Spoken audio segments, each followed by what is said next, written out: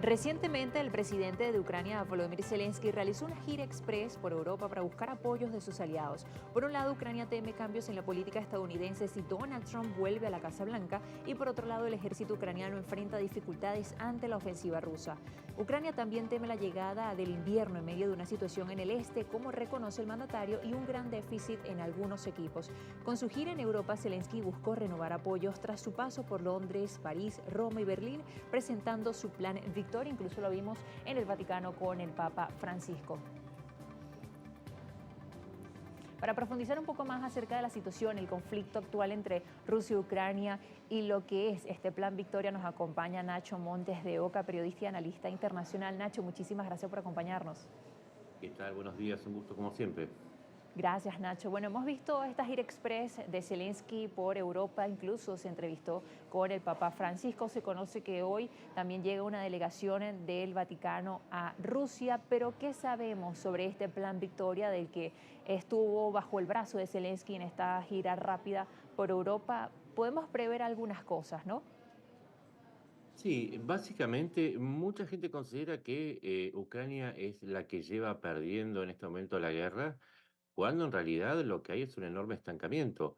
Eh, si vamos a los números que en este caso no tienen ideología ni sesgo, el avance ucraniano es cierto, se ha ralentizado, sea en Kursk o al sur de Kursk.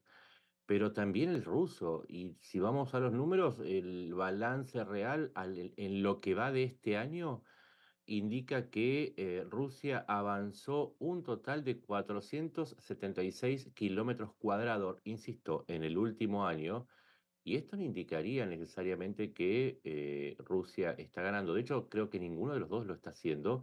Y el plan de Zelensky es lograr un apoyo urgente en vistas a un cambio de signo político en Estados Unidos que le prive de su mayor donante individual de ayuda militar, aunque no el mayor en términos absolutos. Así que lo que está haciendo Zelensky es una gira preventiva en un escenario que está estancado por el clima y por la falta de resultados en ambos bandos. Ahora entramos casi en invierno. Bueno, Ucrania en este conflicto, hemos visto lo que ha sucedido en los inviernos anteriores con respecto, por ejemplo, a las centrales nucleares. El 5 de noviembre son las elecciones en Estados Unidos, ya nos comentaba un poco sobre eso, pero desde hace un tiempo ya se está hablando de las posibilidades de que Donald Trump vuelva a la Casa Blanca y quizás su cercanía con Rusia, o como lo han señalado, también las afirmaciones que el mismo Donald Trump lo ha dicho y que podemos encontrar a través de Internet, por ejemplo, de sus mensajes. Y además tenemos un Zelensky que durante esta última semana ha dicho que quiere que este conflicto termine en 2025. ¿Es posible que se logre una paz? A ver, con respecto al invierno, lo que significa el invierno no solamente es la época de frío y los ataques a las centrales eléctricas y a los sistemas de combustible de Ucrania, sino también a los de Rusia. Y también un fenómeno llamado Rasputitsia. Rasputitsia es digamos, cuando se empieza a formar un lodo muy espeso que impide las operaciones masivas de blindados. Eso con respecto al frente. Y con respecto a Trump, lo que está previendo Zelensky no es que le afecte el cambio en Estados Unidos porque no puede ser obligado a negociar. Les voy a dar un dato. En julio de este año se hizo una encuesta dentro de Ucrania y el 83% de los ucranianos está en contra de resignar territorio. Es decir, que por más que Trump le diga a Zelensky que tiene que negociar, los factores internos son mucho más fuertes dentro de Ucrania y lo impiden además porque en junio de este año se aprobó una ley que obliga a cualquier mandatario de Ucrania a no entregar ni ceder territorio a cambio de un cese el fuego. De manera que lo que hace Zelensky es prepararse para un escenario, pero no tiene muchas alternativas porque ni ceder terreno ni rendirse es una opción en estos 1000 días de conflicto que lleva Rusia con Ucrania desde que la invadió. Ahora, Nacho, ya han pasado 2 años de este conflicto. Hemos visto cómo Rusia ha buscado pues esquivar de alguna manera las sanciones tanto de Europa como de Estados Unidos, Occidente en general. Pero durante los últimos días, aunque ya lo habíamos visto antes, pero se ha empezado a intensificar nuevamente y es el apoyo, por ejemplo, de Irán, de Corea del Norte, se suman sanciones contra Irán, también está en medio de todo esto el conflicto en Medio Oriente, pero incluso se ha confirmado por parte de Corea del Sur de que han muerto algunos soldados norcoreanos. Incluso ayer, si no me equivoco, Zelensky decía que se planeaba incorporar en el ejército ruso a 3.000 soldados norcoreanos, también lo decía el Kiev Post. Es que es muy importante la pregunta. Si las sanciones funcionan o no, fue un misterio para muchos, pero están funcionando y en la pregunta está implícita la respuesta. Rusia no solo está pidiendo hombres a Norcorea, sino que además los está reclutando en África, en América Latina y en algunas regiones de Asia, como por ejemplo hay voluntarios que vienen desde Siria o desde Nepal. Y también tiene una falta cada vez más importante de misiles y drones, de tal manera que tuvo que pedirle no solamente a Corea del Norte, sino también a Irán y de artillería. Le tuvo que pedir 6 millones de unidades de artillería a Corea del Norte y ya le pidió 300.000 a Irán. Las sanciones funcionan, los recursos de Rusia no son infinitos y estos pedidos indican que también Rusia, pese a su tamaño y recursos, tiene un límite tan grande como el que tiene Ucrania. Pocos días será la cumbre de los BRICS y además será en Rusia.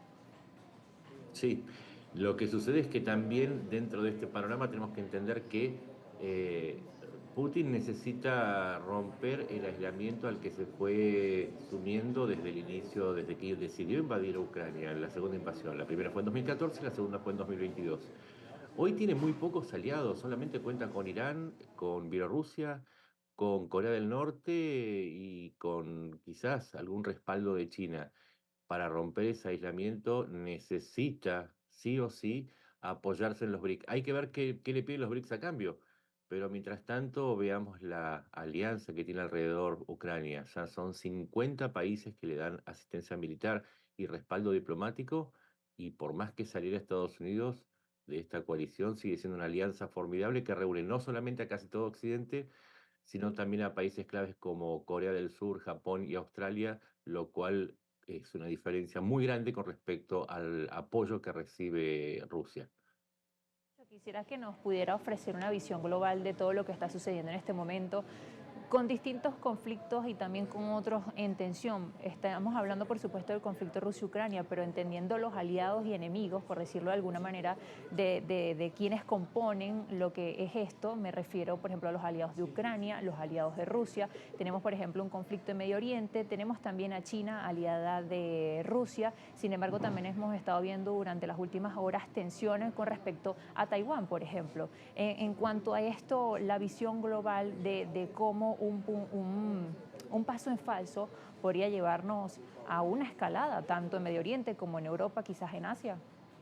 Es importante que la gente entienda que frente a momentos de tanta crisis y tantos conflictos, hay que buscar una explicación que la ordene. Ya no se trata de derecha o de izquierda, se trata de un conflicto global entre las democracias y las autocracias que está resultando en crisis en Ucrania, en Medio Oriente, en Taiwán. Vamos al caso de Taiwán, se trata de una pequeña isla democrática contra una autocracia inmensa que es China. Entonces, ese es el factor común para entender todo lo que está sucediendo en este momento en el mundo. Muchísimas gracias, Nacho, por acompañarnos este martes. A ustedes. Nacho Montes de Oca, periodista y analista internacional. Vemos los esfuerzos diplomáticos en diferentes conflictos que sacuden al mundo, cómo se actualiza también lo que está sucediendo entre Rusia y Ucrania. Muy atentos a lo que será durante los próximos días la cumbre de los BRICS. Ya líderes de Rusia y China se reunieron durante las últimas horas, lo revisábamos en el programa de ayer y esto y más lo seguimos revisando a través de las redes y los esperamos en la siguiente parte.